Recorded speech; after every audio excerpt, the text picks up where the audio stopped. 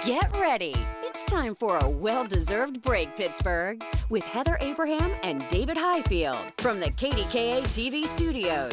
It's Pittsburgh Today Live.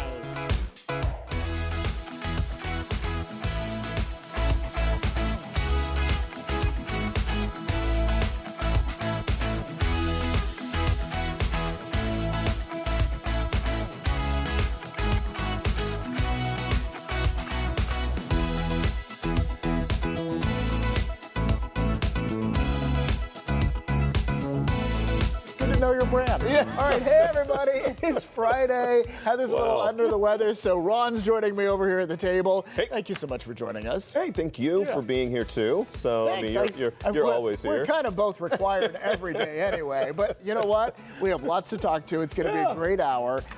And we're talking about the Wicked movie first. Okay. Because it's getting closer. People are excited, and they released a longer trailer. So take a look at just some of what they released. You can wave that wand all you want, but you have no real power.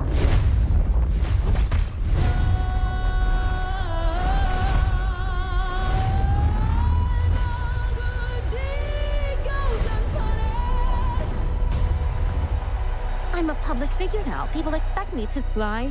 Be encouraging.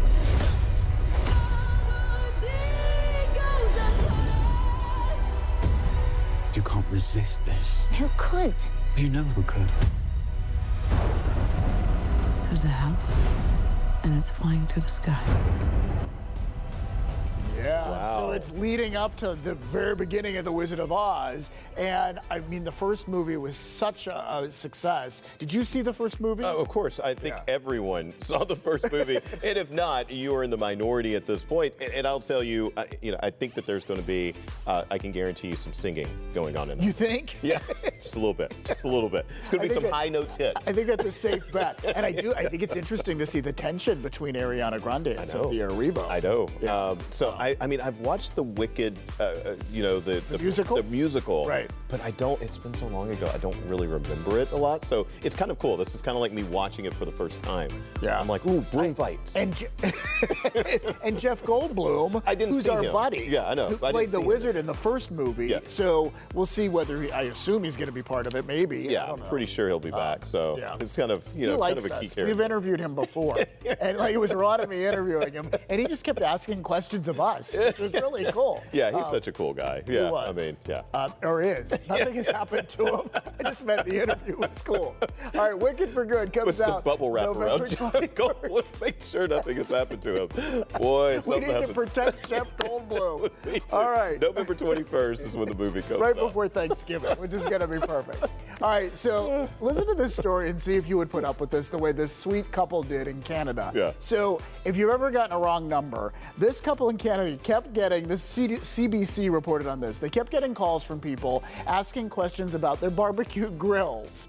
And they eventually wondered, what is up with this? And not their barbecue grills. The people were calling, were like, I have a barbecue grill, and I can't get the gas line to, I don't know, that's how people sound to my mind. Well, no, it could be. That's exactly what the kind of calls they were getting. It turns out their number got listed as the customer service line for the Napoleon Grill Company. And here's the wild thing. The couple loved this. Yeah, I blame AI. Apparently they were getting 20 calls a day, and they didn't know the answers to all that, so they just started talking to people about the weather. You have a choice to make. You can either get upset or you can just lean into it, and they decided to lean into it. So so they started talking about, and I imagine people that are calling about their grill, they probably have time. They can talk about things like, just like you mentioned, the weather, what's going on, where you're from. They were enjoying it. I mean, the couple was enjoying it. I don't know whether much information, useful information was being dispensed. But anyway. No steaks were being grilled later that night, is what you're saying. Eventually, the Napoleon Company got them their name or their number off their website, and then they made them honorary customer service ambassadors and gave them a really fancy grill. I was about to say, that's the best part right there, is that they got a nice grill And yeah, you play along, you have some fun with something like that. If you have free time, I mean, otherwise, like 20 calls a day, that's a lot. All right, so this is the story I've been waiting on because you have been holding these hostage. Andy. You've been giving them to everyone else, but I have not gotten any. Another company happens to be celebrating. We're talking about Hershey's. Did you hear about the lawsuit over their jack-o'-lantern Reese's peanut butter cup? Yeah, we got them just here. I got them yesterday afternoon. All right, so we're going to be, a judge dismissed this, but they have not gone to the courts of, Highfield and Smiley.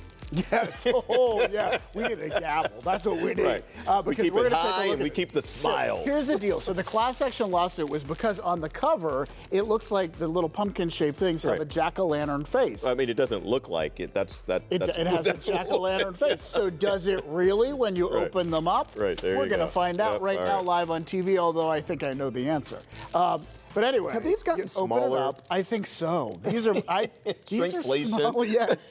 But look, there is no jack-o'-lantern face on there. So these people sued, and they said this is false advertising. I mean, look at, yeah. The judge has thrown it out. Yeah. Dismissed the lawsuit, saying these still have value even if they don't match exactly what's on the cover. Well, and it's an artistic portrayal. If I was if I was on Reese's side and I was arguing this case, first thing I would say Counselor. is, yes, I would say, Your Honor, there's actually more chocolate that you get in one of these than what we are picturing there. So we're giving you more. Wait, let's look at this though. Right, because this is the size they picture, and this is the. So I don't know. I mean, maybe, Counselor, your argument. I think right there it says no. They're done. Okay. Doesn't say not actual size. Never mind. All right. You know what? We better Bad be ruling. quiet before Bad there's ruling. another lawsuit. All right. Hey, let's talk Steelers because it is the weekend. Oh my gosh. Rich Walsh and Bob Pompiani have the best assignment. Oh yeah. They're in Ireland right now. Maybe you heard. There's a game in Ireland. I love that you're chomping on your. You need to talk. Yeah, the Steelers are in the island for their game this Sunday against the Vikings. Lots of Steelers fans obviously have made the trip.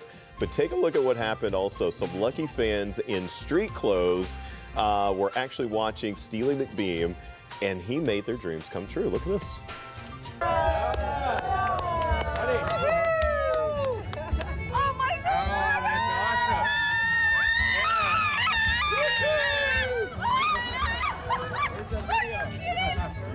He was handing out tickets to the What does game. that say? Show us your Irish.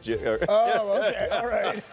So people had to do a little work for some of the tickets, Right. maybe. I mean, yes, but that was lovely. I'm glad right you were there. able to read that sign because you left it at "Show us your," and I was like, "Holy cow!" I was assuming. I saw this video a little bit ago. Kickoff, by the way, is this Sunday. What are you going to be doing at 9:30 in the morning on Sunday morning? Watching the Steelers. Right, game. and a lot of times, you have like pizza or sandwiches or something like that. But I'm guessing a lot of people are going to be doing like waffles. And I would say pancakes. waffles. I think waffles and Yeah. pancakes are perfect. Do you have to keep it like something Irish? Like, what do they do? Do they do? Scones? You have a little They don't do Irish scones? coffee. Oh, Right? Speaking Nice. of which, so Bob Pompiani, I just want to talk about what they did yesterday. I mean, they work very, very hard. Right. But they also, Bob toured the Guinness factory. Nice. Rich had a private tasting at the Jameson Irish Whiskey Distillery. But they're getting to know Ireland. Right, So, yeah, which is important for the Steelers game. Yeah, So they're getting to the get flavor of it. They got to report on the flavor. Yeah, and the Steelers landed, this morning? Yes. Our time, so they are now there as well. And I think you could tell they're all super excited. All right, time to answer your questions. Yep. We call this the Friday Free-for-All, and we're going to get right to Janet. She's asking, why were Mikey and Boaz not at the Turkey Fun Kickoff show? And we would have loved for them to be part of it. Well, I'll start with Boaz. It was because it was a Jewish holiday. It still is, and so that's why you don't see him a lot during Jewish high holidays. Although you did see the Boaz painting that we auctioned off. Yes, so we Boaz did. was represented there. And then Mikey had to stay back at the station really holding down the fort for Talk Pittsburgh. So That that's used to why be she always wasn't me. part of it. Yeah, that used to be always me. So That we I'm allow glad- you to leave Yeah, I'm occasionally. glad that you guys let me sometimes out of the studio. You're like, I guess you could come along. Oh, it this would time. not be the same without you, Ron. We need you there. Right. Well, yeah, we need all of it. It's always We're a sad when team.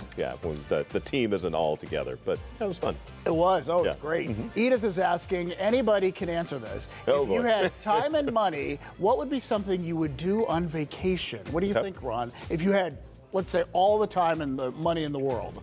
You know, I still just enjoy getting to a nice, quiet, maybe a beach or somewhere else, even in a busy city. And just sitting there and just reading a book. Oh, you need to think bigger. Right. Edith is giving you all the time and money in the world. I don't need. You want to read a book? Yes, I don't need all the craziness of I'm going to take a spaceship to Mars. Let's come to me. I would rent a huge yacht, like something that a billionaire would have. Okay. Right? And then I would invite all my favorite people. See, this sounds You'd be tiring. on board. Yeah, this sounds tiring already. No, you hire people to do things for you. Like, we're talking all the money in the world. Right. And then you cruise, I don't know, the Mediterranean. How long you would do you the south of France, Wow. go around Italy, get over by Greece. I mean, Like, I think it'd be great. I'm not mad at you. It's a good idea. No, you're invited. All right. I appreciate that. Here's part. another question we got from a viewer. How many of the Rainier cooking segments are filmed in one day? Oh, interesting. Very interesting. Yeah. Yes. Did they notice with someone in the same clothes, maybe? Maybe that's how they figured it out. I don't know, but the answer is 2 a day. So Katie and our photographer Jeff, they do them back to back, and I've had the chance to go to Rainia's house to do these. Rainia has everything lined up. So she is ready. It's almost like she's a professional. That's what you're saying. Yes, in fact, she is. And so she has everything planned out, and they move quickly, and they get 2 done, and it really helps Rainia's schedule out because they're able to. She can free up more time that way. Can I just say she also has the best cookware? Like, she has the perfect whatever for whatever is the case. Really good Tupperware, too, Yes, which is why she makes you return it. If she gives you something, she's like, where's the Tupperware? But I don't blame it. No, we're just thankful for the leftover. All right, David Larry wants to know what's the best dessert you've had in a while? All right, I have a confession. Okay. David Larry is me. That's my middle name. Because I wanted to show you this. Heather brought in this piece, this amazing Biscoff cheesecake that she made. She brought it in yesterday. You know, I love Biscoff cookies. Well, the ones you get on the plane. Right, yeah, we're talking that you try to, like, not act like you're excited when they hand it to you. But you totally. Right, so because you don't want them to start charging for it. But that does look amazing. Well, it was. And I think it was no bake. And so when she's back, we're going to ask her more about how to make it because it was fantastic.